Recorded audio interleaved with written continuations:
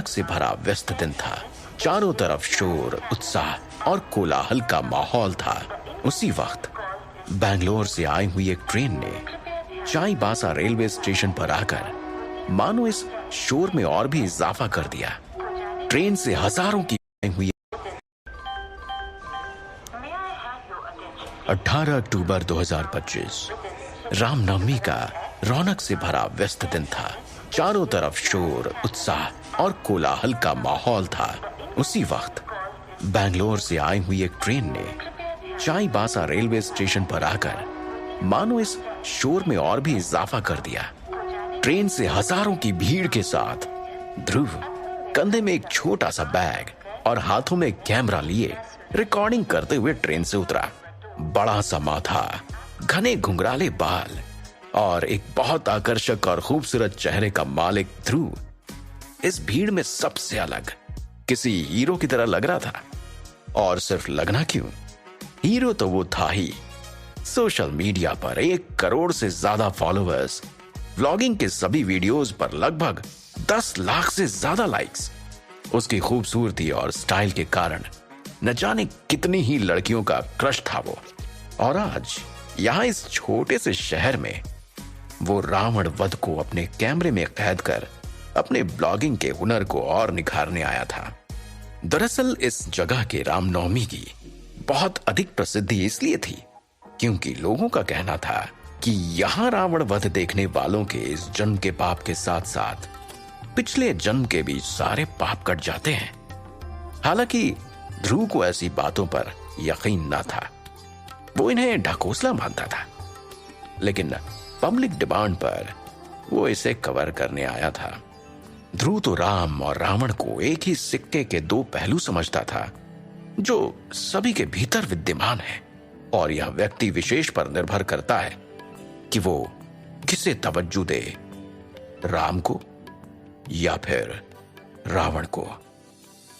शाम हो चली थी। गांधी मैदान हर साल की तरह इस साल भी हजारों लोगों की भीड़ से सजा हुआ था। ध्रुव भीड़ में सबसे आगे खड़ा था। उसका कैमरा सब कुछ लाइव रिकॉर्ड कर रहा था। ये देख ध्रुव मुस्कुरा पड़ा। तभी जय श्री राम की गगन भेदी गूंज उठी। आकाश में काले बादल छाए हुए थे। तभी राम जी ने तीर छोड़ी।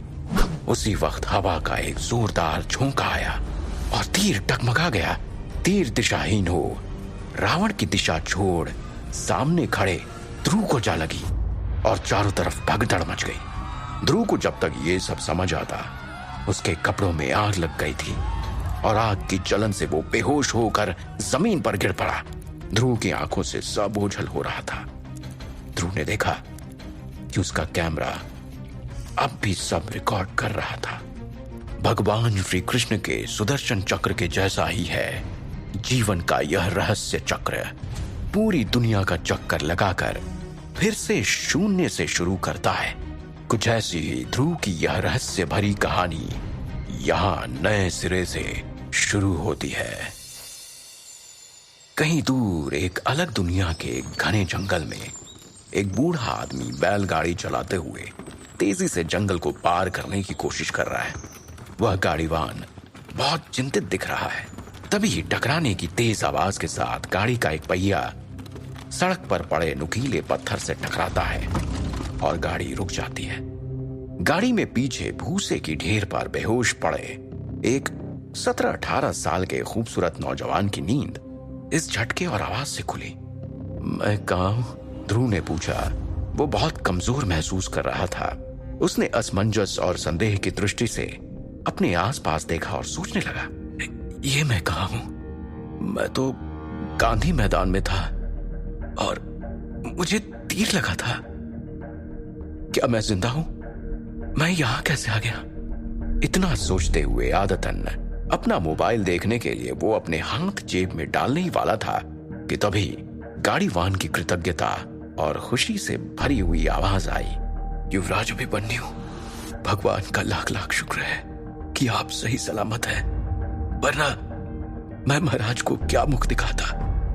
एक बार को तो आपकी पंसा से देखकर मुझे लगा हमने आपको खो दिया। गाड़ीवान ने ऊपर आसमान की ओर देखा और भगवान का शुक्रिया अदा करते हुए जमीन पर दंडवत लेट गया। फिर उठते हुए उसने उसका नाम पुकारा। युवराज अभिमन्यु, आप ठीक है? अभिमन्यु? ध्रुव की नजर अभी भी साफ नहीं थी, लेकिन उसने अपनी नजरों से ठीक होने का इशारा किया। गाड़ीवान खुश था। उसने कहा, युवराज अभिमन्यु, आप थोड़ी देर पहले घोड़े से गिर गए थे और आपको बहुत चोट लग गई थी। आपकी सांसें और धड़कन दोनों रुक चुकी थी। वैद्य ने आपको मृत घोषित कर दिया था, पर भगवान की कृपा देखिए, आप जीवित हैं। ध्रुव को कुछ समझ नहीं आ रहा था कि उसके साथ ये क्या हो रहा है। उसने फिर से मोबाइल निकालने के लिए जेब टटोलनी चाहिए तो उसे दो बड़े झटके लगे। एक तो उसने देखा कि उसने शिकारियों वाले अजीब से कपड़े पहने हैं, और दूसरा बड़ा झटका ये लगा कि उसके हाथ के साथ साथ पूरे शरीर का रंग सांवला है, जबकि ध्रुव तो एकदम शुभ्र गोरे रंग का था। उसने अपने दिमाग पर जोर देकर याद करने की कोशिश की कि वो तो चायबासा गया था, जहां की मान्यता के अनुसार वहां रावण वध देखने से पिछले जन्म के पाप कटते हैं, पर यहां कहीं उसका पुनर्जन्म तो नहीं हो गया। ओह शिट यार, ये सोचते ही उसके चेहरे पे डर के भाव आ गए। शायद ध्रुव किसी और के शरीर में प्रवेश कर चुका था। यह शरीर बहुत कमजोर था और वो अपने सिर के पिछले हिस्से में दर्द महसूस कर रहा था। दिमाग पर ज्यादा जोर देने पर उसे ऐसी बहुत सारी यादें भी आ रही थी जो उसने कभी जी ही नहीं थी। ये यादें शायद इस शरीर की नहीं, लेकिन ऐसा कैसे हो सकता है? और इसी असमंजस के दबाव में वो फिर से बेहोश हो गया। कुछ समय बाद ध्रुव की नींद धीरे धीरे एक बिस्तर पर खुली और उसको फिर वही यादें परेशान करने लगी। वो अपनी पहचान खो बैठा था और वो समझ नहीं पा रहा था कि वो ध्रुव है या फिर अभिमन्यु। हिमालय के दक्षिण पूर्व में स्थित विजयपुरम साम्राज्य के ग्रामीण इलाके में बसे एक राजसी परिवार के दूसरे बेटे का नाम अभिमन्यु चौहान था। अभिमन्यु ध्रुव की तरह प्रतिभाशाली नहीं था। अभिमन्यु एक साधारण युवक था, लेकिन एक राजसी घराने का उत्तराधिकारी था। वास्तव में हुआ यूं कि अभिमन्यु अपने दोस्तों के साथ घोड़े की दौड़ में हिस्सा ले रहा था। तभी अचानक वो गिर गया और कमजोर होने के कारण उसकी वहीं मृत्यु हो गई। और संयोग से ध्रुव की भटकती हुई आत्मा रहस्य चक्र की धारा में बहते हुए ठीक उसी समय आकर उसके शरीर में प्रवेश कर गई। लेकिन तब तक अभिमन्यु का ब्रेन डेड नहीं हुआ था। यह ध्रुव का पुनर्जन्म था, लेकिन ध्रुव का पुनर्जन्म एक बच्चे के शरीर में नहीं, एक नौजवान युवक अभिमन्यु के शरीर में हुआ था। लेकिन अभिमन्यु का ब्रेन अभी भी जिंदा था और ध्रुव उसके ब्रेन को स्कैन कर सकता था।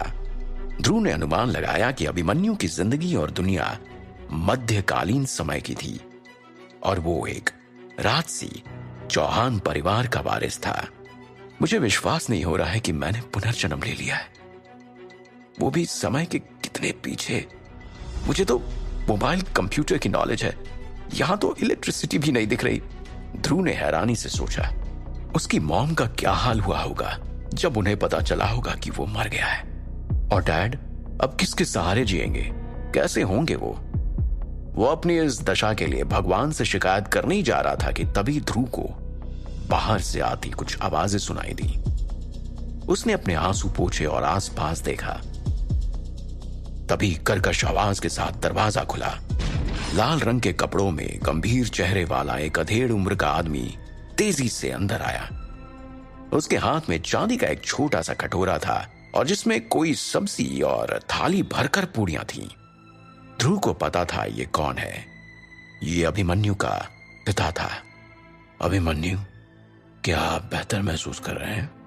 उस आदमी ने थाली और कटोरे को बिस्तर के पास मेज पर रखा और अपनी हथेली से ध्रुव के माथे को छुआ। अब तुम्हें बुखार नहीं है, तुम ये विशेष मछली खाओ, उस आदमी ने कहा। ध्रुव उस आदमी को अभिमन्यु की यादों से पहचानता था। चौहान परिवार का वर्तमान नेता, इस क्षेत्र का राजा और अभिमन्यु का पिता भवानी सिंह। तुम भाग्यशाली थे कि इस घोड़े से गिरने के बाद भी तुम्हारी कोई हड्डी नहीं टूटी। मुझे हर समय तुम्हारी चिंता लगी रहती है। ध्रुव का हाथ पकड़ते हुए उसने कहा, तुम्हारे बड़े भाई ने परिवार छोड़ दिया, पर मैं तुम्हें नहीं खोना चाहता। भवानी सिंह भावुक होकर बोला, मेरे बाद तुम ही नेता हो, इस राज्य के युवराज, तुमको जिम्मेदार बनना पड़ेगा। ध्रुव ने हाँ में सिर हिला दिया। हालांकि वो अपने मन में सोच रहा था, God, what I am doing here and why. Bhavani Singh ने अभिमन्यु को अपने लाड प्यार में बिगाड़ दिया था।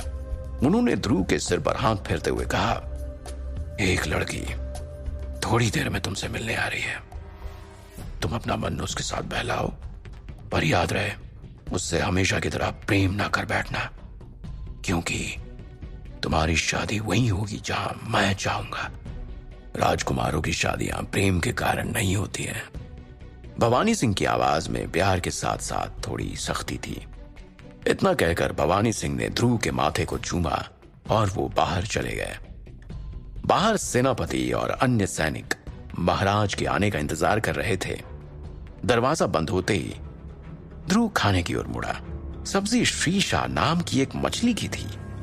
कहा जाता था कि एक जादूगर ने अपनी जादू की विद्या से बच्चों को मछली में बदल दिया था।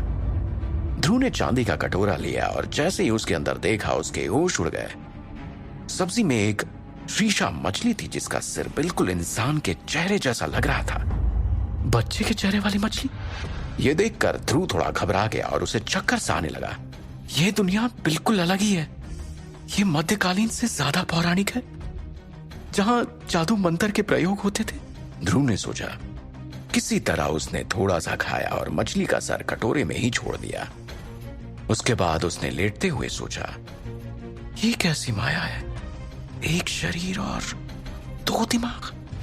मैं इस तरह कैसे जी पाऊंगा? इसको व्यवस्थित करना पड़ेगा, वरना मेरा सर कंफ्यूजन से फट जाएगा।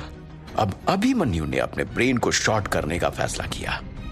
ध्रुव ने गहरी सांस ली और अपनी आंखें बंद की और वो अभिमन्यु के ब्रेन मेमोरी में झांकने लगा। अभिमन्यु की मेमोरी के हिसाब से उसके पिता भवानी चौहान का लगभग 5000 लोगों का राज्य विजयपुरम था। हालांकि ये साम्राज्य हमेशा धन और शक्ति का प्रतीक रहा था, फिर भी इस समय विजयपुरम साम्राज्य दुश्मनों से घिरा हुआ था। राजा भवानी चौहान बहुत शक्तिशाली था, लेकिन उसके छोटे बेटे अभिमन्यु ने कुछ ऐसा किया जो उन्हें बिल्कुल अच्छा नहीं लगा। अभिमन्यु सेलारगढ़ में शिक्षा पाता था। वहां अभिमन्यु को अपनी शिक्षा में एक आकर्षक लड़की मिली जिसका नाम कांचनी चंदेल था। वो राजा अनंत सिंह चंदेल की सबसे प्यारी बेटी थी और उस साम्राज्य में चंदेल राजा का दर्जा राजा भवानी चौहान से ऊंचा था। अभिमन्यु को कांचनी पसंद थी, लेकिन कोई और भी था जो कांचनी को पसंद करता था। तो अभिमन्यु और उस लड़के में शर्त लग गई, जो जीतेगा कांचनी उसकी। लेकिन उस लड़के ने चोरी से अभिमन्यु के घोड़े की काठी ढीली कर दी। नतीजतन अभिमन्यु घोड़े से गिर गया और उसकी तत्काल मृत्यु हो गई। और तभी ध्रुव की आत्मा ने उसके शरीर में प्रवेश लिया। भवानी सिंह अभिमन्यु से बेहद प्यार करते थे और इसी लाड प्यार ने उसे बिगाड़ दिया था। बाकी युवराजों की तरह अभिमन्यु युद्ध कला का अभ्यास नहीं करता था।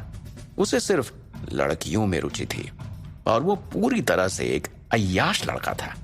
पूरे राज्य में कोई भी अभिमन्यु को पसंद नहीं करता था, पर भवानी सिंह के डर से उसे कोई कुछ नहीं कहता था। तो फिर क्या सिर्फ एक लड़की कांचनी के पीछे अभिमन्यु ने अपनी जान गंवा दी?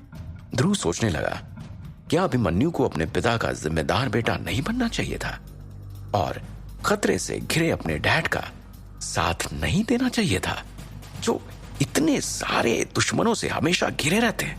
लेकिन हाँ, अभिमन्यु तो एक बिगड़ा हुआ युवराज था और अब सब ध्रुव को अभिमन्यु समझ रहे थे। ये सोचते हुए न जाने कब ध्रुव की आंख बंद होने लगी और वो सो गया। ध्रुव की आंख खुलते ही उसने खुद को रावण वध के मैदान में पाया। क्या ध्रुव वापस 2025 में लौट आया था? वो देख पा रहा था वहां लोगों की भगदड़ मची हुई थी और वो धू धू कर जल रहा है। ध्रुव अपने आप को बचाने की कोशिश करने लगा, लेकिन ध्रुव का शरीर जल रहा था। तभी एक पानी का टैंकर लाया गया और उस पे पानी डालकर उसकी आग बुझाने लगे, लेकिन ये क्या? ध्रुव अब खुद को देख पा रहा था। उसे उठाकर एक एम्बुलेंस में ले जा रहे थे। हॉस्पिटल में उसके परेशान माँ बाप उसके स्ट्रेचर के साथ भाग रहे थे कि अभिमन्यु वापस 2025 में लौट आया था। क्या रिश्ता है ध्रुव का अभिमन्यु से? तभी ध्रुव छटपटाने लगा और उसकी आंख खुली। ध्रुव ने देखा वो अभी भी विजयपुरम के एक मकान में था। बेचैनी से ध्रुव उठा। वो बाहर से आती हुई लोगों की आवाजें सुनने लगा। राज्य में अपराधियों के एक समूह ने घुसपैठ किया था। ये अपराधी आम जनता को लूट रहे थे और कई परिवारों की हत्या भी कर चुके थे। इससे प्रजा बहुत दहशत में थी। संग्राम सिंह अपने पहरेदारों के साथ शहर के चारों ओर अपराधियों की खोज कर रहा था। अपने बेडरूम के बाहर ध्रुव ने आंगन के बीच में स्थित एक छोटे से तालाब को देखा। उसे खुद को देखने की जिज्ञासा हुई। वहां 2 पहरेदार तालाब के पास खड़े थे। उन्होंने ध्रुव को देखते ही उसे सलाम किया। पहरेदार भैरव ने चिंतित स्वर में पूछा, युवराज अभिमन्यु, आप ठीक है ना? उसने सोने के रंग का एक भारी चमड़े का कवच पहना था और वो उस कवच में बेहद डरावना लग रहा था। ध्रुव ने झुककर जल्दी से तालाब में झांका। पानी में उसे अभिमन्यु का अक्स दिखाई दिया। अभिमन्यु बिल्कुल उसकी तरह नहीं दिखता था। अभिमन्यु कमजोर था। गहरी बेचैनी के साथ ध्रुव ने अपना चेहरा पीछे कर लिया। किसी और के जिस्म में कैद ध्रुव की आत्मा इस कड़वे सच को सामने देख तड़प उठी और उसकी आंखें भर आई। क्या मुझे ये नई जिंदगी इस नए चेहरे और शरीर के साथ जीना होगा? जो मेरे पिछले जन्म का वजूद इस तरह मिट चुका है, जैसे उसका कहीं नामो निशान नहीं। तो मेरे शरीर के साथ मेरी यादें भी उसी दुनिया में पीछे छूट जानी चाहिए थी। अब मैं अभिमन्यु और अपनी यादों के बीच तालमेल कैसे बिठाऊंगा? क्या मेरे जीवन की यादें और मेरे अनुभव अभिमन्यु के जीवन को एक नई दिशा देने में सहायक बन पाएंगे? अभिमन्यु के चेहरे पर भाव इतनी तेजी से बदल रहे थे मानो पावर पॉइंट पर चल रहा कोई स्लाइड शो हो। दूसरा गार्ड सुखीलाल बहुत गौर से अभिमन्यु को देख रहा था। ध्रुव ने जल्दी ही खुद पर काबू करते हुए पहरेदारों से पूछा, क्या संग्राम सिंह ने आपको भेजा है? सुखीलाल ने जवाब दिया, हाँ, हम आपको वापस महल ले जाएंगे। ध्रुव ने कहा, ठीक है, चलते हैं। जल्दी ही वो तीनों उस घर से महल के लिए निकल पड़े। सुखीलाल अपने आप को भाग्यशाली मानता था कि उसे सेना में भर्ती कराया गया था। इससे उसकी सामाजिक स्थिति आम लोगों की तुलना में बहुत ऊपर हो गई थी। इस नौकरी से मुझे बहुत इज्जत मिली है। सुखीलाल हंसकर बोला। अचानक सुखीलाल ने पास से गुजर रहे एक ठेले वाले के ठेले से एक टमाटर उठा लिया और खाने लगा। ठेले वाला इससे खुश नहीं दिखाई दे रहा था, लेकिन वो कुछ ना कह सका। ध्रुव समझ गया कि राज परिवार के पहरेदार बिना पैसे दिए दुकानदारों से चीजें लेते हैं, क्योंकि आम लोग उनसे बहुत डरते थे। तभी वहां उसके पिता भवानी सिंह की सेना की एक टुकड़ी कदम ताल करते जाती दिखाई देती है। रास्ते में चलते चलते ध्रुव पहरेदारों से दिख रही विभिन्न चीजों के बारे में जानकारी लेता रहा। उन्हें शहर से बाहर निकलने में ज्यादा समय नहीं लगा, जहां एक घोड़ा गाड़ी उनका इंतजार कर रही थी। जैसे ही ध्रुव गाड़ी की ओर बढ़ा, उसी वक्त तेजी से घूमती हुई एक गेंद आकर ध्रुव के पैरों से टकराई। ध्रुव ने देखा एक छोटा बच्चा सहमते हुए अपनी गेंद को देख रहा था। ध्रुव को वो बच्चा बहुत प्यारा लगा और उसे गेंद देते हुए उसने उसको गोद में उठा लिया। उस बच्चे के माँ बाप हैसियत के फर्क को समझते थे, इसलिए वो दोनों ध्रुव की तरफ दौड़ पड़े। पलक झपकते ही सुखीलाल और भैरव ने उस बच्चे की तरफ अपनी अपनी तलवारें तान दी। बच्चा डर से थर थर कांपने लगा। उसी वक्त सेना की टुकड़ी ने भी बच्चे के माँ बाप पर तलवारें खींच उनके गर्दन पर रख दी। वो दोनों घुटनों पर बैठकर माफी के लिए सर पटकने लगे। ध्रुव एकदम हक्का बक्का रह गया। एक छोटे से बच्चे पर तलवार खींच दी गई। इस बात से वो जितना हैरान था उससे कहीं ज्यादा गुस्सा था। लेकिन ध्रुव के अंदर एक द्वंद्व शुरू हो गया था। ध्रुव का ब्रेन उसे कह रहा था ये गलत है, लेकिन अभिमन्यु का ब्रेन कह रहा था काट दो इस बच्चे का सर, ये गरीब है, इतनी हिम्मत कैसे हुई। ध्रुव इस दुविधा से बाहर निकलना चाहता था। आखिर अभिमन्यु का शरीर अब उसका है और उसको अभिमन्यु के ब्रेन को चुप कराना पड़ेगा। बहुत जतन के बाद ध्रुव ने गुस्से से आदेश दिया, बच्चे और उसके माता पिता के ऊपर से तलवारें अभी के अभी हटाओ, और जब तक हम ना कहें किसी को हमारे सामने तलवार निकालने की आज्ञा नहीं है। अभिमन्यु का यह तेवर सैनिकों के लिए बहुत आश्चर्यजनक था। कईयों ने सोचा कल तक तो ये अय्याश और कमजोर पर वार का प्रयोग करने वाला लड़का था, फिर आज ये ऐसे कैसे बोल रहा है। सैनिकों को अभिमन्यु की बात अटपटी लगी। वो एक दूसरे को आश्चर्य से देखने लगे, लेकिन सैनिकों ने तलवारें हटा दी और आगे बढ़ गए। बच्चे के माता पिता ने जमीन पर लेटकर ध्रुव को धन्यवाद दिया। ध्रुव के लिए यह बहुत अनोखा अनुभव था। वो सोचने लगा, क्या मैं अभिमन्यु की तरह बिहेव करने लगा हूं? फिर अभी मैंने उसकी सोच से अलग रिजेक्ट कैसे कर दिया? यही सोचते हुए वो भैरव और सुखीलाल के साथ गाड़ी पर चढ़ गया। रास्ते में सुखीलाल और भैरव को बहुत इच्छा हो रही थी कि वो अभिमन्यु को बताएं कि उन्हें किसी भी आम इंसान से दूरी बनाकर रखनी चाहिए, चाहे फिर वो बच्चा ही क्यों ना हो। लेकिन अभिमन्यु के चेहरे के कठोर भाव को देखकर वो दोनों चुप ही रहे। वो लोग जल्दी ही चौहान परिवार के किले के दरवाजे पर पहुंच गए। ध्रुव गाड़ी से बाहर निकला। किला एक हरे भरे जंगल के भीतर बनाया गया था। किले के चारों तरफ सुरक्षा के लिए एक खाई बनी थी। वास्तव में वो किला ऊंची दीवारों से घिरा एक शहर ही था। किले के अंदर बना राजमहल 5 मंजिला ऊंचा था और किले के बाहर से ही दिखाई दे रहा था। किले के मुख्य प्रवेश द्वार के सामने तलवारों के साथ कुछ पहरेदार तैनात थे। उन्होंने एक पुल को खाई पर उतारा और ध्रुव की गाड़ी किले के अंदर प्रवेश कर गई। सूर्यास्त से ठीक पहले का वक्त था और पीछे की ओर डूबते विशाल सूरज की किरणों की वजह से महल लाल रंग का दिखाई दे रहा था। ध्रुव को फूलों की खुशबू आई और उसे एक जाना पहचाना सा एहसास हुआ। ध्रुव ने पूछा, क्या राम सिंह यहाँ है? भैरव ने कहा, हाँ वो यहाँ है। हम आपको सुरक्षित यहाँ ले आए हैं और अब हम अपने काम पर वापस जा रहे हैं। महल के दरवाजे पर राम सिंह कई महिला पहरेदारों के साथ ध्रुव के स्वागत में खड़ा था। राम सिंह, मैं वापस आ गया। ध्रुव चिल्लाते हुए तेजी से राम सिंह के पास पहुंच गया। ध्रुव के अंदर का अभिमन्यु राम सिंह को देखकर बहुत एक्साइटेड था और ध्रुव इस बात से हैरान था। राम सिंह एक खानसामा था और अधिकतर वही महल में आने वालों का स्वागत करता था। वो यहां लगभग 30 सालों से काम कर रहा था। छोटे मालिक, अब आपको बस महल में ही रहना चाहिए और बेहतर होगा कि संग्राम सिंह यही आपकी शिक्षा की व्यवस्था करते। और अभी बाहर की स्थिति ठीक भी नहीं है। हमें नहीं लगता कि आपको अकेले बाहर रहने देना चाहिए, राम सिंह ने कहा। ध्रुव महसूस कर सकता था कि राम सिंह को उसकी कितनी चिंता थी। वहां सफेद कपड़े पहनी 2 जवान लड़कियां उनका इंतजार कर रही थी और राम सिंह को ध्रुव के साथ आते देखकर वो एक साथ उनके सम्मान में झुक गईं। युवराज अभिमन्यु, लड़कियों ने एक साथ कहा। शिल्पी और मान्या। ध्रुव ने अभिमन्यु की स्मृति में जल्दी से खोज की।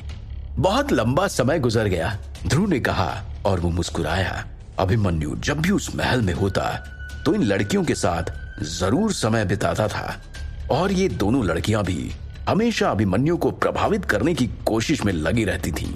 हमने सुना है कि आप घायल हो गए थे, क्या अब आप ठीक महसूस कर रहे हैं? मान्या ने पूछा। मान्या 17 साल की थी। उसकी आवाज में एक अलग सी मादकता थी। साथ ही उसका शरीर रूपी फूल भी यौवन के उपमन में खिलने लगा था। उसकी कमर पतली और स्तन बड़े थे। ध्रुव को वो आकर्षक लगी और वो उसे कुछ देर तक देखता रहा। ऐसा लग रहा था कि मान्या समझ गई थी कि अभिमन्यु से देख रहा है, इसलिए शर्माने लगी। हालांकि उसने ऐसा दिखाया जैसे उसने अभिमन्यु की निगाहों पर ध्यान न दिया हो, लेकिन उसने धीरे से अपने ब्लाउज के कोने को कुछ यूं ठीक किया कि अभिमन्यु को उसके स्तनों की और बेहतर झलक मिल सके। ध्रुव की महल में वापसी पर स्वागत करने के लिए वहां बहुत लोग खड़े थे। मुझे अब अच्छा लग रहा है, चिंता ना करें। ध्रुव ने मुस्कुराते हुए सबसे विदा ली। मान्या उसे उसके कमरे तक पहुंचाने गई। अपने बेडरूम में आते ही ध्रुव एक गहरी सांस लेते हुए हताशा से बेड पर लेट गया। अब उसने गहराई से सोचा, मेरी मौत अगर रावण के वध के तीर से हुई तो फिर मेरी आत्मा किसी और युग में कैसे आ गई? और अगर मेरे दिमाग में किसी और की यादें हैं तो फिर मेरे शरीर का क्या हुआ? तभी ध्रुव को अपने शरीर पर कुछ रेंगता हुआ महसूस हुआ। झटके से उसने अपनी आंखें खोली और देखा मान्या उसके बगल में लेटी हुई थी और अपने कोमल हाथों से अभिमन्यु के सीने को सहला रही थी। ध्रुव को यह कतई पसंद नहीं आया, लेकिन स्त्री स्पर्श का आदि अभिमन्यु इस स्पर्श से आनंदित होने लगा। एक बार फिर अभिमन्यु और ध्रुव के दिमाग में नैतिकता और अनैतिकता का द्वंद्व शुरू हो गया। उम्र में कम लेकिन प्रेम रस में एक्सपीरियंस्ड मान्या अभिमन्यु के ऊपर चुंबनों की बरसात करने लगी। ध्रुव ने एक पल के लिए मान्या को परे धकेल दिया और उठकर बैठ गया। वो तेजी से हाँफ रहा था और उसके पूरे शरीर में जैसे बिजली की तरंगें दौड़ रही थी। काफी लंबे समय बाद अभिमन्यु से मिलने पर उसका ये रिएक्शन मान्या के लिए एक चुनौती थी। उसने पीछे से अभिमन्यु को अपनी बाहों में जकड़ लिया और अपने होठों से पागलों की तरह उसे बेतहाशा चूमने लगी। आखिरकार अभिमन्यु के अंदर बैठी ध्रुव की आत्मा अभिमन्यु की काम इच्छा के आवेग के सामने हार गई। अगले ही पल अभिमन्यु ने मान्या को बिस्तर पर पटक दिया और अपने पुराने अवतार में लौट आया और वो एक बेकाबू प्रेमी की तरह मान्या पर टूट पड़ा।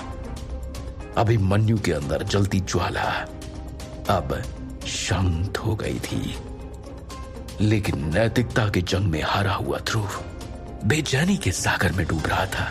अब ध्रुव के दिमाग में बहुत उथल पुथल होने लगी। परेशान होकर वो कमरे से बाहर निकल गया।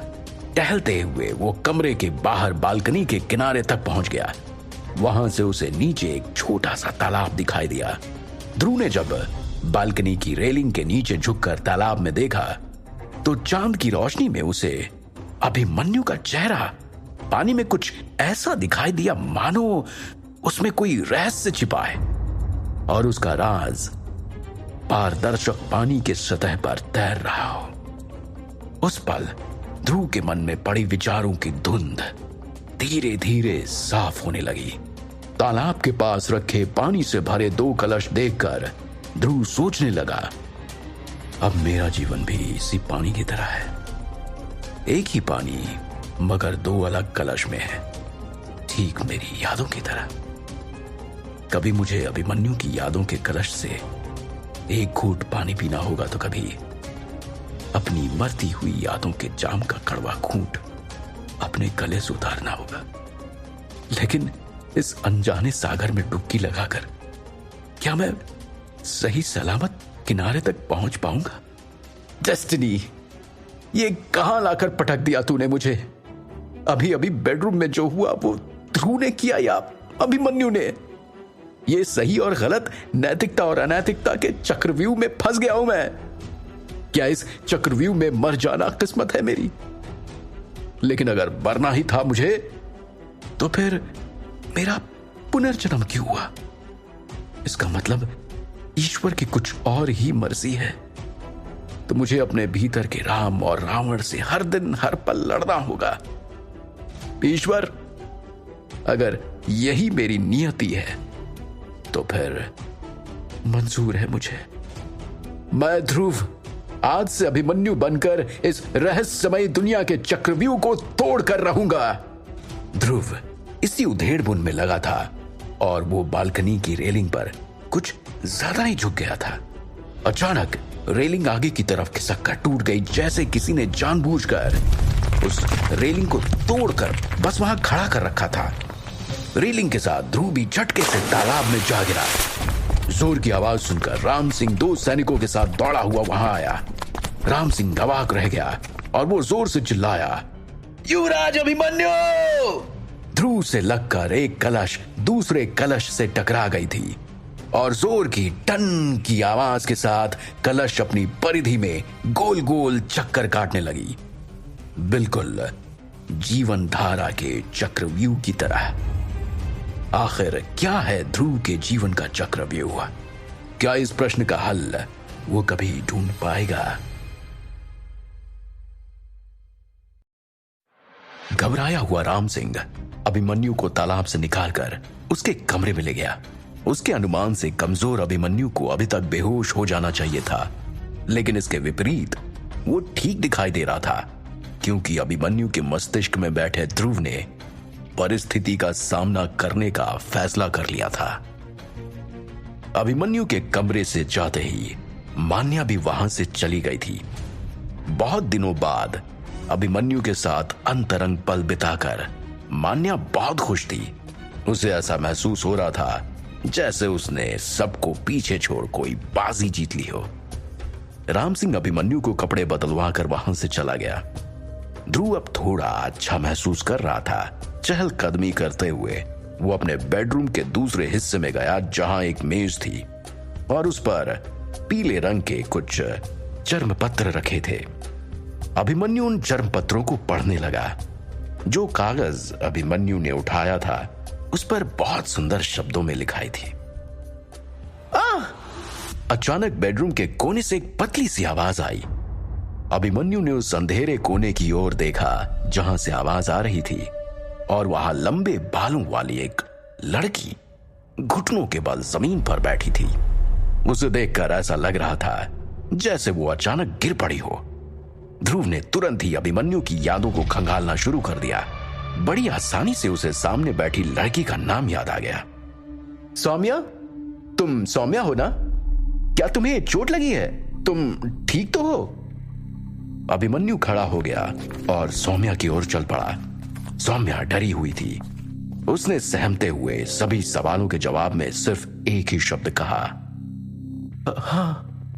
ये कहकर सौम्या एक अंधेरे कोने के पीछे जाने की कोशिश करने लगी।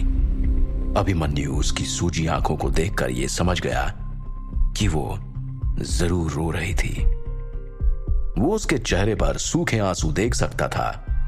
सफेद फ्रॉक में सौम्या का आकर्षक शरीर उसे एक परी की तरह खूबसूरत दिखा रहा था। उसकी फ्रॉक के खुले गले से सौम्या की सुराहीदार गर्दन और गले के नीचे के उभार पर अभिमन्यु की आंखें टिकी रह गईं। सौम्या की नजरें अभिमन्यु से मिली और वह कांप सी गई। सौम्या के दिल की धड़कनें बहुत तेज हो गईं। जाहिर है 15 साल की सौम्या अभी तक किसी पुरुष के संपर्क में नहीं आई थी। हालांकि उसके बदन पर यौवन ने पूरे जोश से दस्तक दे दी थी। सौम्या ने शर्माते हुए अभिमन्यु से पूछा, युवराज अभिमन्यु, क्या मैं आपके लिए कुछ कर सकती हूं? ध्रुव ने सौम्या के आकर्षक शरीर पर एक नजर डाली और अपना सिर ना में हिला दिया। मुझे अभी कुछ नहीं चाहिए, अभिमन्यु ने कहा।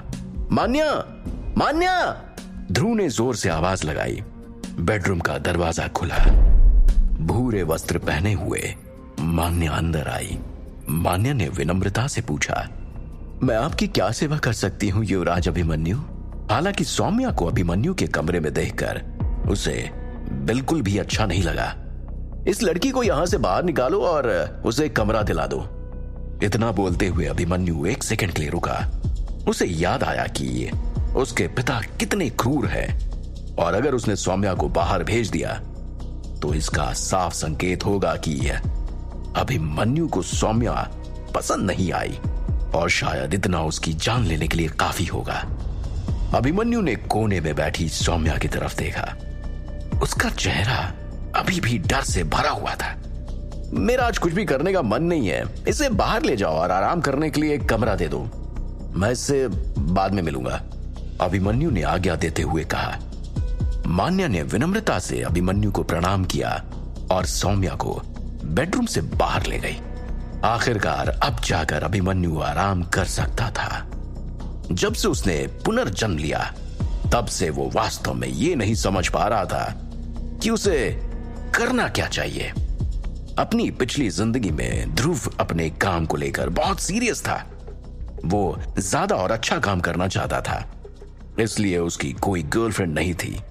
लेकिन उसकी इस नई जिंदगी की शुरुआत ही एक अनचाहे सेक्स एनकाउंटर से हुई थी, जिसके ट्रॉमा से वो अभी तक बाहर नहीं निकल पाया था। ध्रुव चकित भाव से चारों तरफ अपने कमरे को देखते हुए कुर्सी पर बैठ जाता है और मेज पर रखे हुए हाथी दांत के सफेद पंख वाले कलम को हाथ में लेकर सोचने लगता है। मैं निश्चय ही मर गया हूं, पर मैं किसी और समय में रहने वाले एक अनजान शरीर में कैसे आ गया। अभिमन्यु अपने हाथ में रखे हुए पेन के साथ खेलते हुए सोच रहा था कि कितना अजीब अनुभव है ये। अभिमन्यु की याददाश्त के हिसाब से इस दुनिया में लोगों के पास काफी खतरनाक हथियार थे और वे अभी भी लंबी दूरी के हथियारों के रूप में धनुष और तीर का उपयोग कर रहे थे। बंदूक, गोला, बारूद ये सब बिल्कुल नहीं था और अभिमन्यु ने भी इसके बारे में कभी नहीं सुना था। ये वो समय था जहां शक्ति की पूजा होती थी, लेकिन ध्रुव के लिए यह बिल्कुल अलग ही दुनिया थी। अभिमन्यु के पिता भवानी सिंह अभिमानी और क्रूर होने के बावजूद अपनी शक्ति और युद्ध कौशल के कारण वहां के लोगों के नायक थे। कुछ दिनों पहले दूसरे साम्राज्य के साथ हुई भीषण युद्ध में भवानी सिंह ने अद्भुत पराक्रम दिखाया था, जिसमें उनके साम्राज्य का बहुत नुकसान हुआ। अनगिनत योद्धा मारे गए, परंतु भवानी सिंह अपने कौशल के कारण बच गए। भवानी सिंह के पास एक बलिष्ठ शरीर, बिजोड़ युद्ध कौशल और अद्भुत तलवारबाजी का गुण था। उन्होंने अकेले ही युद्ध में 15 सेना नायकों का वध किया था। अपने मुख्य सेनापति भैरव सिंह के साथ वो किसी भी शत्रु के लिए बुरे सपने से कम नहीं थे। इस साम्राज्य में युद्ध में किसी का कौशल और क्षमता उसका पद और शिष्टता निर्धारित करती थी।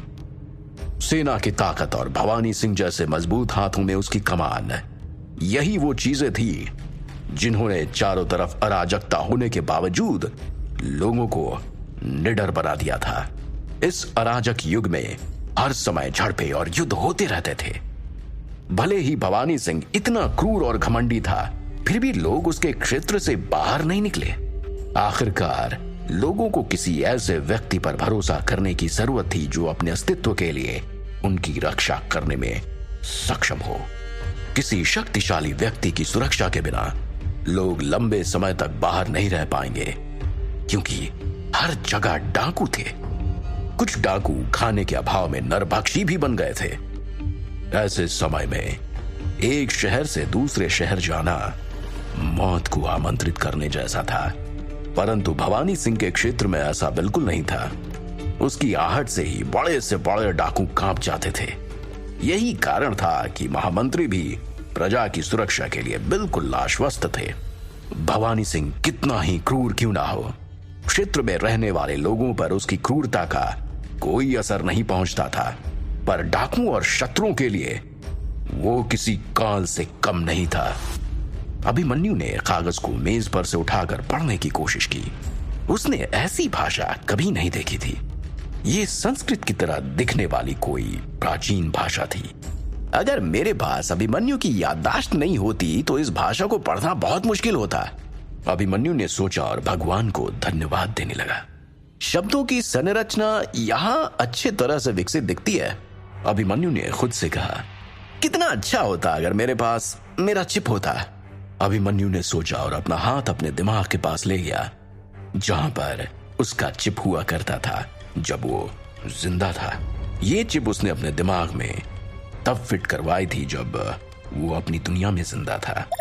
टिंग टोंग, ध्रुव के कान में यह आवाज गूंज उठी।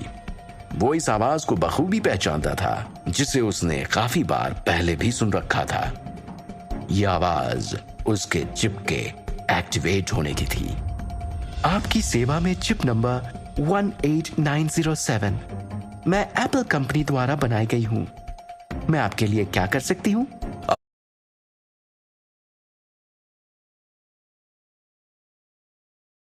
अभिमन्यु के दिमाग में एक प्यारी सी महिला आवाज बोल रही थी। ध्रुव इससे हैरान नहीं था, क्योंकि वो जानता था कि ये चिप की विज्ञान ध्वनि है। यह स्वागत संदेश की तरह ही था, जैसे टीवी स्क्रीन पर चालू करने पर दिख देता है। हालांकि चिप के पास कोई अपना दिमाग नहीं था। जैविक चिप 23वीं शताब्दी का आविष्कार था और इसके दो प्रमुख कार्य थे, जांच करना और याद रखना। यह चिप जो भी देखता था उसे समझकर बखूबी याद कर लेता था, और ये एक औसत मस्तिष्क की समझ और याद रखने की क्षमता से 100 गुना ज्यादा काबिल था। एक औसत दिमाग सिर्फ 150 सालों तक की जानकारी रख सकता है, पर यह चिप 10,000 सालों तक की जानकारी भी सुरक्षित रख सकता था। चिप ने मेरे साथ पुनर्जन्म लिया, ये कैसे संभव है? अभिमन्यु को विश्वास ही नहीं हुआ, और ये सोचकर उसकी धड़कन बढ़ गई और वो काफी देर तक कुर्सी पर बैठा सोचता रहा। लेकिन संभव हो सकता है, क्योंकि मेरा चिप सबसे लेटेस्ट वर्जन था और उसको मेरे दिमाग में इंस्टॉल कर दिया गया था, बिल्कुल मेरे बाकी शरीर के अंगों की तरह। ये मेरे जीन्स में घुस गया था, और शायद यही कारण है कि मेरे साथ साथ ये भी पुनर्जीवित हो गया। अभिमन्यु ने अनुमान लगाया। अभिमन्यु बहुत उत्साहित था और वो जोर जोर से सांस ले रहा था। ऐसे युग में जहां सिर्फ ताकत की पूजा हो और हथियार के बल पर ही सब कुछ किया जाता हो, वहां पर यह चीज बहुत काम आएगी, अभिमन्यु ने उत्साहित होकर सोचा। मोमबत्ती की पीली रोशनी में अभिमन्यु का चेहरा और चमक रहा था। वो उठा और उसने खिड़की खोली। अभिमन्यु के दिमाग में सोच का एक बवंडर सा मचा हुआ था। उसने ताजी हवा खाने के लिए अपना सर खिड़की के बाहर निकाला। हवा के केवल एक झोंके के साथ उसकी सारी थकावट मानो चली गई हो। बाहर से आती हुई मिट्टी और घास की खुशबू दिल में एक अलग ही तरंग पैदा कर रही थी। उसका शयन कक्ष 4थी मंजिल पर था और वो बाहर लंबा घना जंगल देख पा रहा था। बाहर से पेड़ के पत्तों और झिंगुरों की आवाजें आ रही थीं। चांद की चांदनी चारों तरफ बिखरी हुई थी। अचानक अभिमन्यु ने बाहर से आते हुए घोड़ों के कदमों की आवाज सुनी, जो जंगल के बीचों बीच एक रास्ते से आ रही थी। ठंडी हवा के झोंके से अभिमन्यु काफी बेहतर महसूस कर रहा था। रात की चांदनी में उसने हथियारों से सुसज्जित सेनापति को महल की तरफ आते हुए देखा। कुछ शूरवीरों के पास जलती हुई मशालें थी और जिन घोड़ों पर वो बैठे थे उन घोड़ों के कदम ताल की आवाज अभिमन्यु स्पष्ट रूप से सुन पा रहा था। अभिमन्यु देख पा रहा था कि उस सेना का सेनापति अपनी सेना से कुछ बात कर रहा है और वो सब हंस रहे थे। उनके चेहरे पर युद्ध विजय की एक अलग ही आभा थी। मशालों की रोशनी में अभिमन्यु ने जब सेना नायक को देखा तो हैरान रह गया। ये तो पिताजी हैं, भवानी सिंह। अभिमन्यु ने तुरंत उन्हें पहचान लिया, क्योंकि वो उनसे पहले मिल चुका था और अभिमन्यु के दिमाग में उनकी स्पष्ट पहचान थी। भवानी सिंह अंदर आए और आते ही उन्होंने मान्या से कहा, मैं अभिमन्यु से मिलना चाहता हूं, उसे अभी बुलाया जाए। आदेश पाकर मान्या सीधा अभिमन्यु के कक्ष की तरफ चल पड़ी। मान्या के लिए यह एक बहुत अच्छा मौका था अभिमन्यु से दोबारा मिलने का, और वो इस मौके का सही इस्तेमाल करना चाहती थी। लगभग उसी समय अभिमन्यु के चिप में से मधुर आवाज आई, कृपया नाम दे। 0। अभिमन्यु ने वही पुराना नाम जारी रखा जो उसके चिप का नाम था जब वो जिंदा था। नाम की पुष्टि हो गई है, चिप में से आवाज आई। चिप कॉन्फ़िगर हो गया है, चिप का आनंद ले। अगर कोई शिकायत है तो कृपया 40355627 पर कॉल करें। उपयोग करने के लिए धन्यवाद। ध्रुव का चिप के साथ इस दुनिया में रिकनेक्ट हो जाना मानो डूबते को तिनके का सहारा मिल जाने जैसा था। वो अचानक ही एक अजनबी दुनिया में आ गया। ये टाइम ट्रैवल के जैसा था, जहां उसके लिए सबके चेहरे अनजान थे पर रिश्ते उधार के थे, और पल पल बदलते हालात उसे हर पल नई चुनौती दे रहे थे। ध्रुव ने चिप को टेस्ट करने की सोची। इसके लिए उसने सबसे पहले अपने कमरे की जांच करना तय किया। ध्रुव ने कमरे की दीवार पर अपना दायां हाथ रखा और अपने मन में चिप को कमांड दिया, 0। इस दीवार की स्ट्रेंथ क्या है? तुरंत ही ध्रुव के दिमाग में फिट चिप एक्टिव हो गया और उसने रिप्लाई दिया, height 25 feet, width 2 feet, weight 500 ton. Chip ने यह इंफॉर्मेशन ध्रुव के दिमाग में दिया था। फिर भी चिप के सफल संचालन से ध्रुव के चेहरे पर एक हल्की सी मुस्कान आ गई। वहां मान्या आ गई थी। दरवाजे की ओट में खड़ी होकर उसने देखा कि अभिमन्यु अपने आप ही मुस्कुरा रहा है। वो ये सब आश्चर्यचकित रूप से देख रही थी। ये युवराज अभिमन्यु क्या कर रहे हैं? मान्या ने सोचा, कहीं घोड़े से गिरने की वजह से इनके दिमाग पर बुरा असर तो नहीं पड़ गया है? ये खुद से क्या कह रहे हैं और अपने में ही क्यों मुस्कुरा रहे हैं? ये सोचते सोचते मान्या ने दरवाजे पर हाथ रखा और दरवाजा एक जोर की आवाज के साथ खुल गया। अभिमन्यु ने चौंक कर पीछे देखा। मान्या को देख वो थोड़ा घबरा गया। उसे इस बात का डर था कि कहीं मान्या को ये पता ना चल जाए कि अभिमन्यु के शरीर में रहने वाला वो कोई और है। कहीं अभिमन्यु की बोल तो नहीं खुल जाएगी? कहीं ये पता तो नहीं चल जाएगा कि वो अभिमन्यु नहीं बल्कि कोई बहरूपिया है?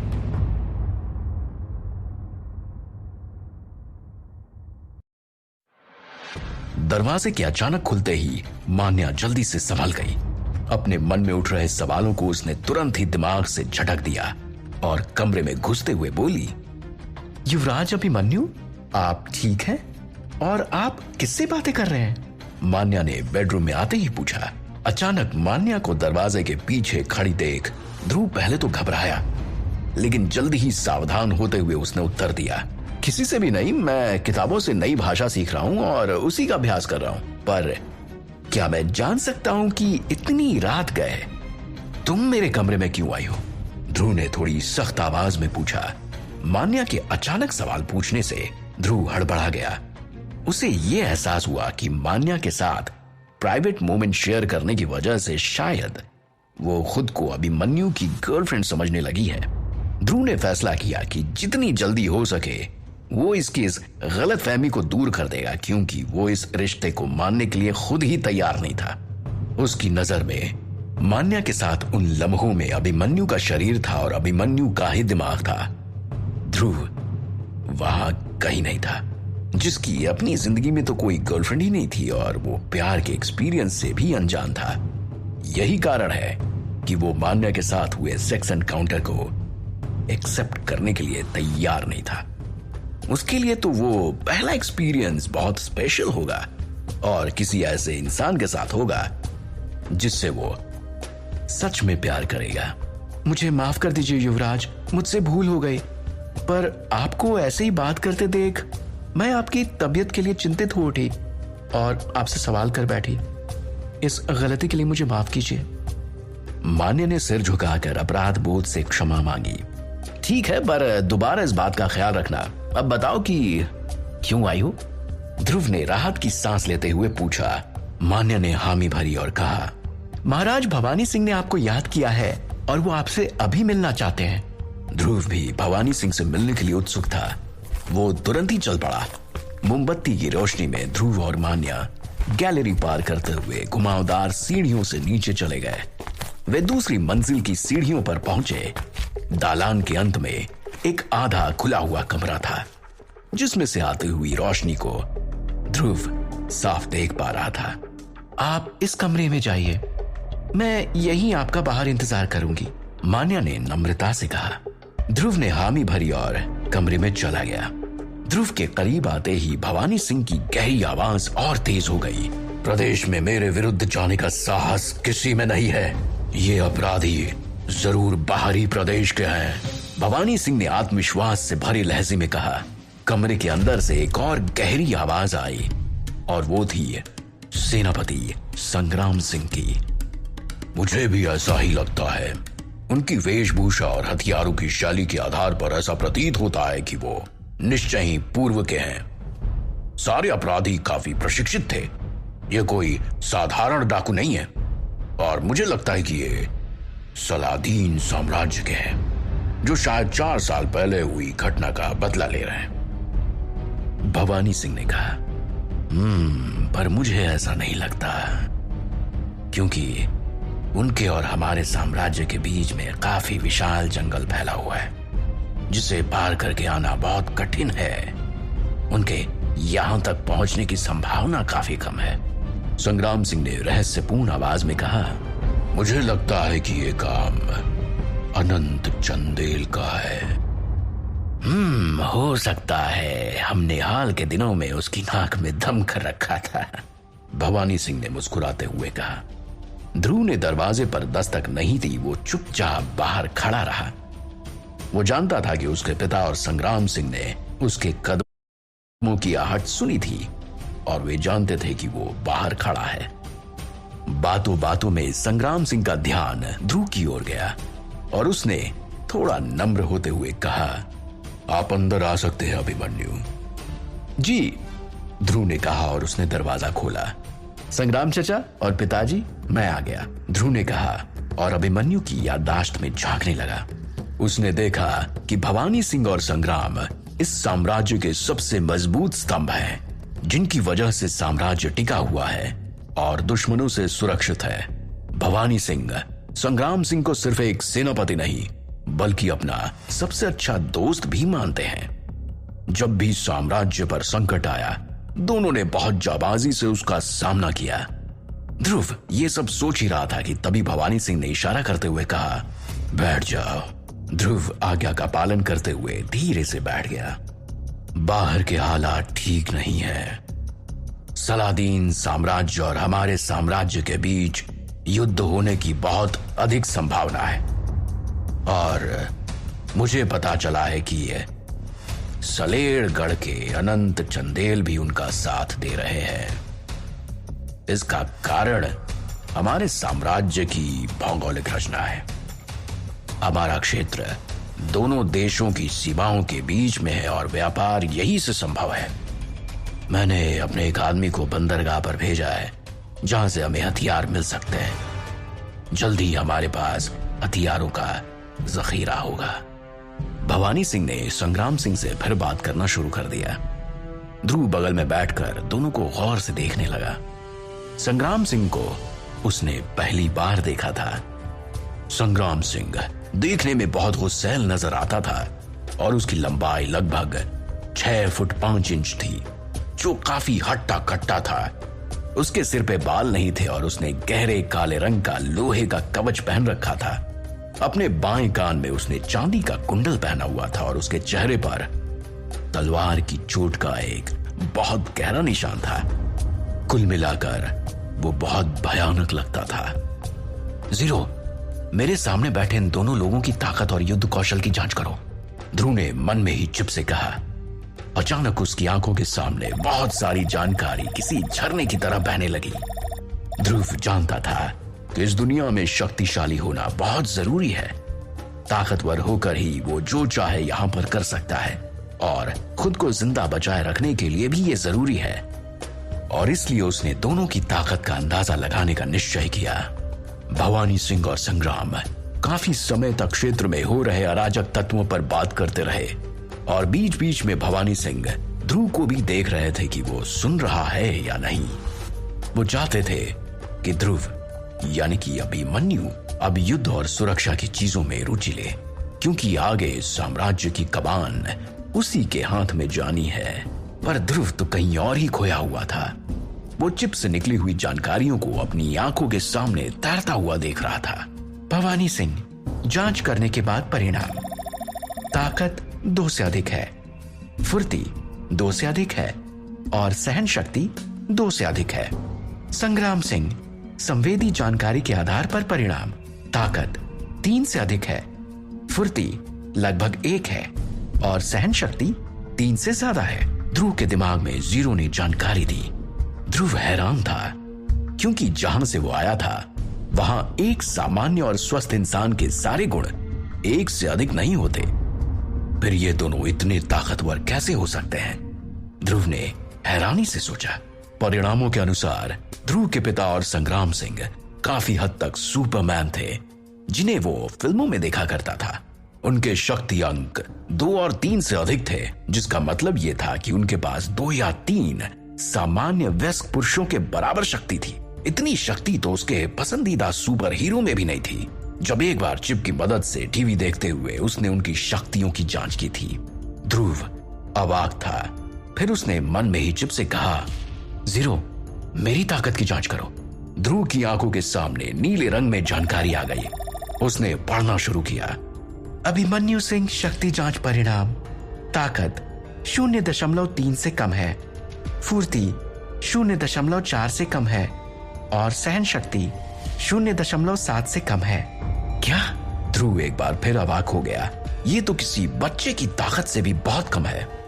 ध्रुव की दुनिया में भी 14 साल की उम्र के एक सामान्य किशोर की ताकत का स्कोर 0.5 और फुर्ती का स्कोर 1.2 होगा। अभिमन्यु इतना कमजोर है, ये कैसे संभव है? ध्रुव सोच रहा था। हो सकता है कि शायद ये शरीर अभी भी घायल है, इसलिए इसकी ताकत इतनी कम आ रही है। वो थोड़े दिनों के बाद फिर से जांच करेगा। ध्रुव ने खुद से कहा। अब तक भवानी और संग्राम सिंह अपनी योजनाओं के बारे में बात करना बंद कर चुके थे और अब उन्होंने अपना ध्यान ध्रुव की ओर किया। कल से अभिमन्यु आप संग्राम सिंह के साथ लड़ने का हुनर सीखना शुरू करेंगे, भवानी सिंह ने कहा। ध्रुव ने कहा, जी पिताजी, आप शारीरिक क्षमताओं के मामले में बहुत कमजोर हैं और अब मैं चाहता हूं कि आप अपनी कमजोरियों से ऊपर उठें, भवानी सिंह ने चिंतित स्वर में कहा। ध्रुव जानता था कि अगर अभिमन्यु का शरीर इतना ही मजबूत होता तो वो घोड़े पर से गिरने मात्र से मर नहीं जाता। जी पिताजी, ध्रुव ने सिर हिलाया। क्या आपकी तबीयत ठीक हो रही है? क्या अब आप पहले से अच्छा महसूस कर रहे हैं? संग्राम सिंह ने विनम्रता से पूछा। जी चाचा जी, मैं कसरत और प्रशिक्षण के साथ और जल्दी सुधार महसूस करूंगा, ध्रुव ने जवाब दिया। अच्छी बात है, संग्राम सिंह ने सिर हिलाया। अगर तुम्हें कुछ भी अलग सा खाने का मन हो तो तुम मनीषा को आदेश दे देना, वो रसोइयों की मालकिन है। कल ही मैंने अपने इन्हीं दोनों हाथों से एक बैल को मारा है। अगर तुम चाहो तो उसका मांस खा सकते हो, वो तुम्हें मजबूत बनाने में मदद करेगा। ठीक है, अब सो जाओ, भवानी सिंह ने कहा। इतना सुनकर ध्रुव उठा और उन दोनों को प्रणाम करके जाने लगा। कैंडल स्टैंड पकड़े हुए मान्या तब तक अंधेरे में अकेले वहां खड़ी रही जब तक ध्रुव बाहर नहीं आ गया। ध्रुव मान्या के पास पहुंचा और कहा, यहाँ और लोग क्यों नहीं हैं और पूरे दलान में इतना अंधेरा क्यों है? युवराज, दरअसल ये सारे कमरे रहने के लिए हैं, पर अभी सब लोग कसरत और प्रशिक्षण के लिए मैदान में हैं और बाकी बच्चे लोग शराब खाने में। यहाँ कोई नहीं है, इसलिए हम मोमबत्तियां बर्बाद नहीं कर रहे हैं और आप चारों तरफ अंधेरा देख पा रहे हैं। मान्या ने सिर हिलाया और जवाब दिया। ध्रुव ने सिर हिलाया। ठीक है। अभिमन्यु की याददाश्त के अनुसार महल अलग अलग भागों में विभाजित था। रहने वाले क्वार्टर, शस्त्रागार, प्रशिक्षण क्षेत्र, गतिविधि क्षेत्र, रसोई, मधुशाला, अस्तबल और अलग अलग क्षेत्र। महल आकार में किसी बड़े विश्वविद्यालय जितना था और यहाँ पर सिर्फ उच्च स्तरीय सैनिक और सेना नायकों को ही रहने की अनुमति थी। कुल मिलाकर इतने बड़े क्षेत्र में लगभग सिर्फ 200 लोग ही रहते होंगे। इनके अतिरिक्त बाकी और किसी को महल में रहने की अनुमति नहीं थी। चलो वापस चलते हैं, ध्रुव ने सोचना बंद किया और मान्या से कहा। मान्या ध्रुव को वापस बेडरूम में ले आई। दरवाजा खोलते ही ध्रुव ने सौम्या को बेडरूम के कोने में दुबका हुआ पाया। बेवकूफ लड़की, तुम युवराज के कमरे में फिर से क्या कर रही हो? मान्या उसे देखते ही चिल्लाने लगी।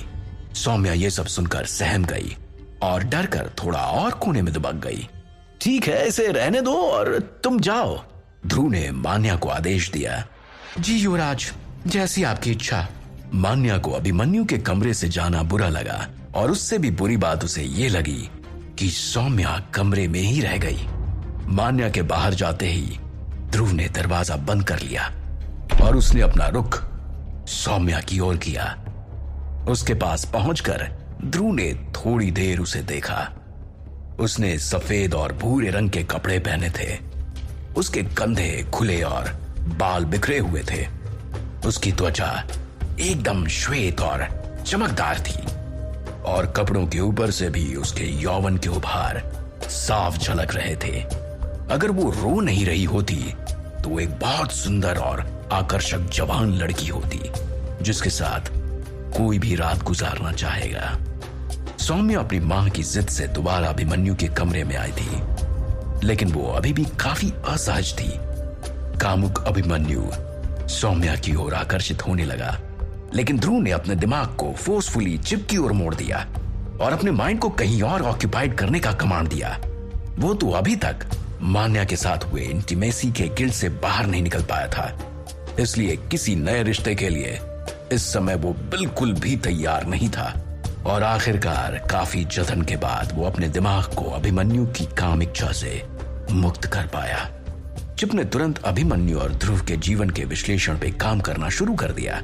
उसने बिस्तर पर से चादर खींची और सौम्या की ओर बढ़ते हुए बिस्तर पर लेट गया। What a day. ध्रुव ने गहरी सांस ली और सोचने लगा। हालांकि अभी तो पिताजी के रहते मुझे किसी चीज के लिए डरने की जरूरत नहीं है, पर यह जगह बिल्कुल भी शांतिपूर्ण नहीं है और यहाँ कभी भी कुछ भी हो सकता है। मैं बहुत कमजोर हूं और मुझे खुद को ताकतवर बनाने की सख्त जरूरत है। पता नहीं भविष्य में क्या होने वाला और विधाता क्या चाहता है। ये सब सोचते हुए ध्रुव को नींद आ गई। अचानक ध्रुव के ऊपर जोर से तलवार का प्रहार हुआ, लेकिन ध्रुव के बदन को तलवार के छूने से पहले ही उसके चिप ने उसे अलर्ट कर दिया और वह चीते की फुर्ती से बेड के नीचे कूद गया। कौन है वो जिसने सोते हुए ध्रुव पर वार किया? कैसी है ये दुनिया जहां शक्ति और पराक्रम का बोलबाला है और दृश्य तथा अदृश्य खतरे चारों तरफ छाए हुए हैं।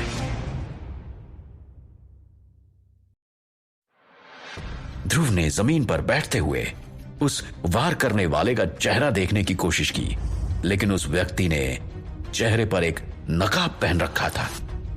ध्रुव ने चिप से मदद मांगने की सोची, तभी उसके सर पर एक तेज हाथ आकर लगा और ध्रुव की आंखें खुल गईं। तो उसे यह एहसास हुआ कि इस अजनबी दुनिया में वो एक भयानक सपना देख रहा था, जबकि इस दुनिया में रहना ही उसके लिए एक बहुत डरावने सपने जैसा था।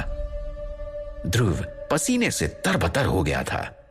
पूरी रात गहरी नींद में सोने के बावजूद थकान उसके चेहरे पर साफ तौर से दिखाई दे रही थी। ध्रुव ने देखा कि उसके सर के पास सौम्या का हाथ है, तो इस हाथ ने मुझे उस भयानक सपने से जगाया। ध्रुव ने सोचा और देखा कि सौम्या उसके बगल में बेफिक्र होकर बहुत गहरी नींद में सो रही थी। सोते हुए वो बहुत मासूम लग रही थी। ध्रुव ने गौर किया कि उसके मोजे और कोट किसी ने उतार दिए थे। उसने सोचा कि सौम्या ने ही उसके सोने के बाद ऐसा किया होगा। अभिमन्यु के याददाश्त के मुताबिक वो उससे पहली बार पहाड़ पर मिला था, जहां वो शिकार के लिए गया हुआ था और सौम्या वहां बकरियां चरा रही थी। उसे देखते ही अभिमन्यु उसकी तरफ आकर्षित होने से खुद को रोक नहीं पाया और अपने पिता भवानी सिंह से कहकर उसने उसे महल में बुलवा लिया। सौम्या एक किसान परिवार से थी और उसका परिवार ये बात बखूबी जानता था कि अभिमन्यु का उसकी तरफ आकर्षित होना उसके लिए किसी सौभाग्य से कम नहीं है, और इसलिए उसके परिवार ने उसे महल में भेज दिया ताकि परिवार वालों की बेहतर जिंदगी सुनिश्चित हो सके। इतनी छोटी सी उम्र में सौम्या ऐसे किसी भी बेनामी रिश्ते में बंधना नहीं चाहती थी। जंगलों में पली बढ़ी सौम्या राजसी जीवन जीने की लालसा नहीं रखती थी। ऐसे में महल में आकर खुद को अभिमन्यु के हवाले कर देना उसके लिए बहुत मुश्किल काम था, लेकिन अपने मां बाप के जिद के कारण उसे यह करना पड़ा और इस बात की गंभीरता सौम्या को लगातार बेचैन कर रही थी। सुबह का समय था। बाहर से एक हल्की रोशनी पर्दों से छनकर बेडरूम में आ रही थी और बाहर से आते हुए प्रशिक्षण और कदमताल की आवाज भी ध्रुव स्पष्ट सुन पा रहा था। अंगड़ाई लेते हुए ध्रुव बिस्तर से उतरा और उसने ध्यान दिया किसी सामान्य और स्वस्थ आदमी की तरह। सुबह उठते ही लिंग में होने वाले तनाव को वो भी महसूस कर पा रहा था, जो कि एक बहुत अच्छा संकेत था कि उसकी तबीयत में सुधार हो रहा है। तभी अचानक उसने अपनी पीठ के पास एक नर्म स्पर्श अनुभव किया। सौम्या भी उठ चुकी थी और रात भर अभिमन्यु के साथ एक ही बेड पर सोने के बाद भी वो काफी अच्छा महसूस कर रही थी, क्योंकि अभिमन्यु ने सौम्या के साथ बहुत ही नर्म व्यवहार किया था और उसके साथ कोई भी जबरदस्ती करने की कोशिश नहीं की थी।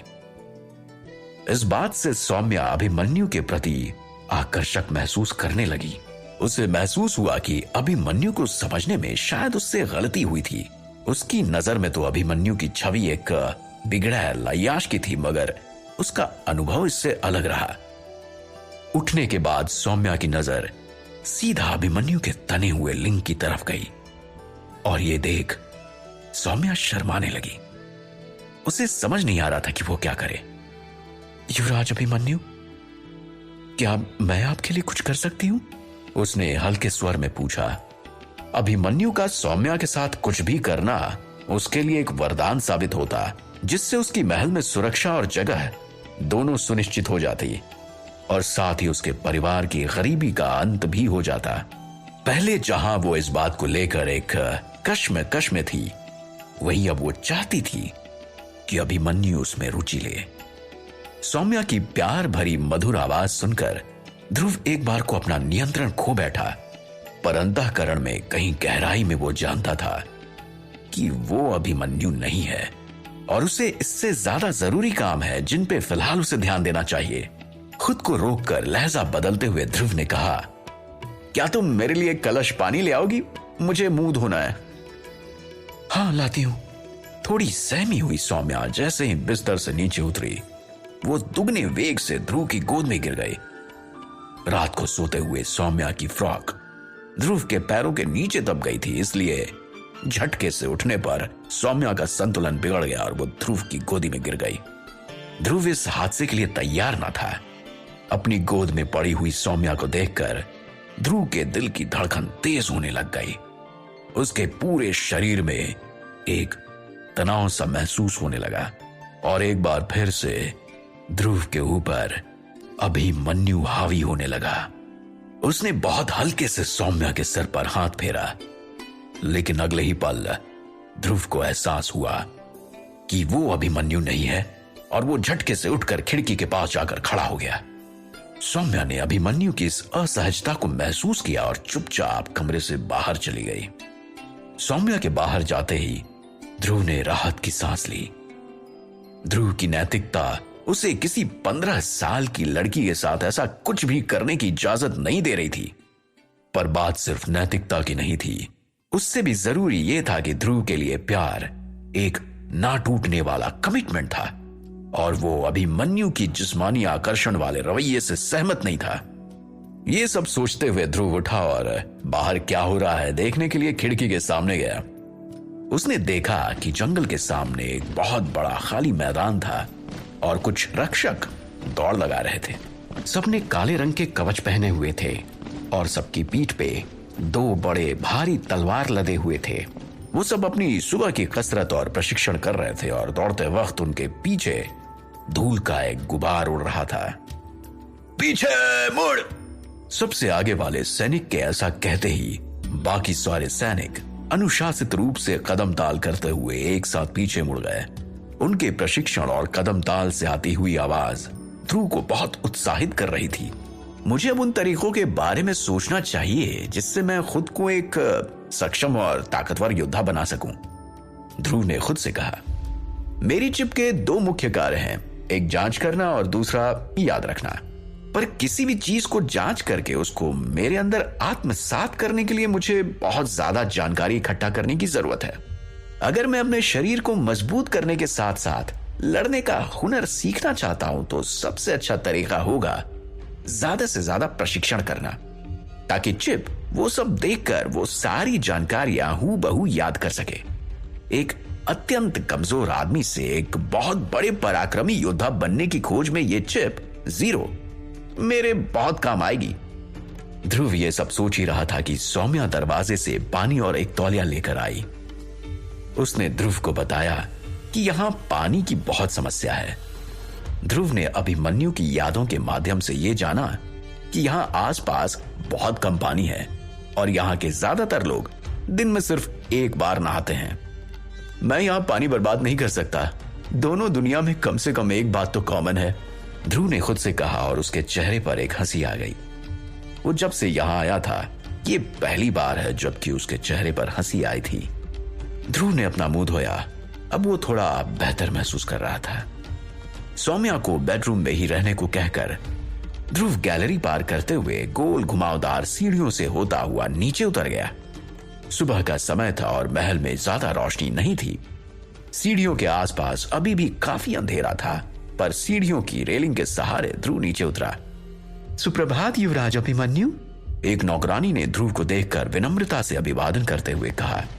ध्रुव अभी भी बाहर से आते हुए रक्षकों की ट्रेनिंग की आवाज स्पष्ट सुन पा रहा था। वे सैनिक कौन है जो बाहर कसरत कर रहे हैं? ध्रुव ने पूछा। ये सेना नायक अंश के योद्धा है, दासी ने सम्मान पूर्वक उत्तर दिया। और संग्राम सिंह? ध्रुव ने पूछा। सेनापति अंश संग्राम सिंह के सहायक हैं। आप शायद उन्हें नहीं जानते छोटे मालिक, क्योंकि वो अभी अभी कुछ दिन पहले ही सेनापति के पद के लिए नियुक्त हुए हैं। नौकरानी हल्के स्वर में बोली। ठीक है, समझ गया। ध्रुव ने सिर हिलाया और वो फिर से नीचे की ओर चलने लगा। महल की श्रृंखलाओं के बीचों बीच एक बड़ा सा खाली मैदान था जिसे गतिविधि क्षेत्र कहते थे। गतिविधि का मैदान सफेद भूरे रंग का खेल का मैदान था। वहां पहुंचकर ध्रुव ने देखा वहां लड़के और लड़कियां दोनों प्रशिक्षण ले रहे हैं। उनमें से ज्यादातर ने भूरे और सफेद कपड़े पहने हुए थे। लड़के सीखने के लिए लकड़ी की तलवारों का इस्तेमाल कर रहे थे जिन्हें वो बहुत लयबद्ध तरीके से हवा में लहरा रहे थे, और लड़कियां तीर चलाना सीख रही थीं। मैदान के किनारे पर एक हट्टा कट्टा आदमी खड़ा था जो सबको आदेश और निर्देश दे रहा था। ध्रुव ने उसे ध्यान से देखा। उसने काले रंग की पैंट और भूरे रंग की कोट पहनी हुई थी। वो तुलना में संग्राम सिंह से थोड़ा कमजोर दिख रहा था, पर फिर भी उसका शरीर काफी मजबूत था और वो शांत चित्त से सभी बच्चों को देख रहा था। चारों तरफ देखते वक्त उस आदमी की नजर ध्रुव पर पड़ी और उसने हाथ हिलाकर ध्रुव को मैदान में आने का इशारा किया और जोर से चिल्लाया, सुनो, एक क्षण के लिए रुको और सब यहां आओ। जितने भी योद्धा प्रशिक्षण ले रहे थे वो उस आदमी की आवाज सुनकर रुक गए, पर उनमें से एक योद्धा अभी भी हवा में तलवार लहराकर कलाबाजी दिखा रहा था। क्या तुमने नहीं सुना मैंने क्या कहा? उस व्यक्ति ने तल्ख लहजे में उस लड़के से कहा।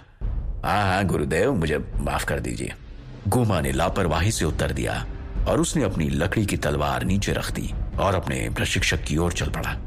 जब सभी एक साथ एकत्रित हुए तो ध्रुव उनके समूह के पास जाके बगल में खड़ा हो गया।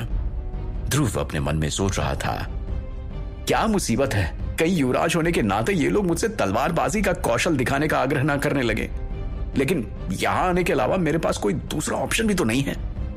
आज हम एक नए सदस्य का स्वागत कर रहे हैं। यह है हमारे युवराज अभिमन्यु। ये हाल ही में सिल्लौरगढ़ से वापस आए हैं। अंश ने तालियां बजाते हुए कहा। लड़कों को इस बात की बिल्कुल परवाह नहीं थी, पर लड़कियां ध्रुव को उत्साही नजरों से घूर रही थीं।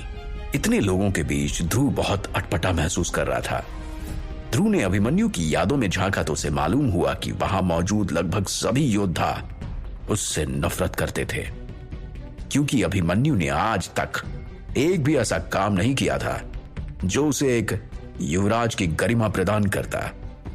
गुरुदेव अंश, ध्रुव ने कहा। आप मुझे बस अंश कहिए, प्रशिक्षक ने विनम्रता से कहा। ठीक है, मैं बस ये कहना चाहता हूं कि मैं बिना समय गंवाए जल्द से जल्द प्रशिक्षण शुरू करना चाहता हूं। क्या आप मुझे सभी शुरुआती सामान्य अभ्यास सिखा सकते हैं? ध्रुव ने पूछा।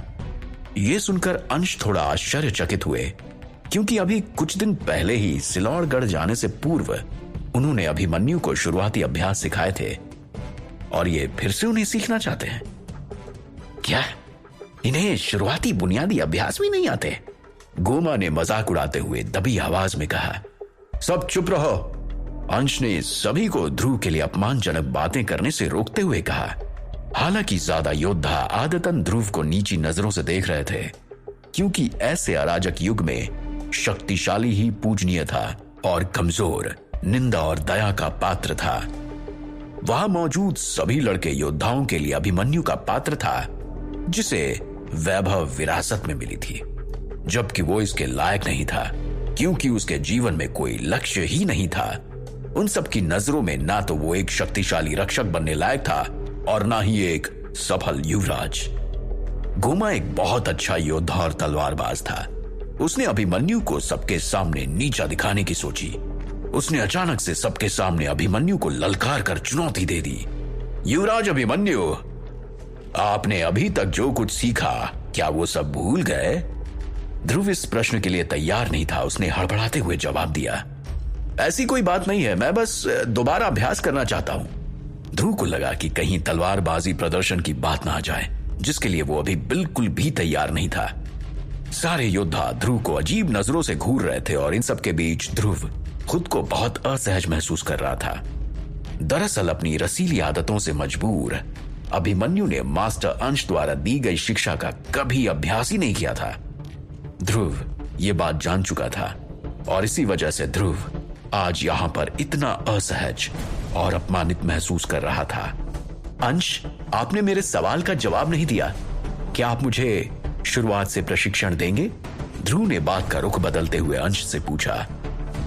हाँ बिल्कुल। एक सेकंड के लिए भ्रमित और अचंभित रहने के बाद अंश ने सिर हिलाया। ठीक है, कल से मैं अपना अभ्यास शुरू करूंगा। यह कहकर ध्रुव जल्दी से वहां से जाने लगा। उसे डर था कि ज्यादा देर तक रुकने पर उसकी तलवारबाजी की अकुशलता का राज कहीं खुल न जाए। तभी ध्रुव को जीरू ने कुछ संकेत दिया और उसने अपनी बाईं तरफ खड़े एक नौजवान योद्धा के हाथ से तलवार झपटकर अपनी जगह से बिना पीछे मुड़े हवा में तलवार उछाल दी, जो सीधा जाकर गोमा के तलवार से टकराई। कौन है ये गोमा जिसने युवराज अभिमन्यु को चुनौती दे दी? आखिर क्यों ध्रुव अभ्यास से पीछे हट रहा है?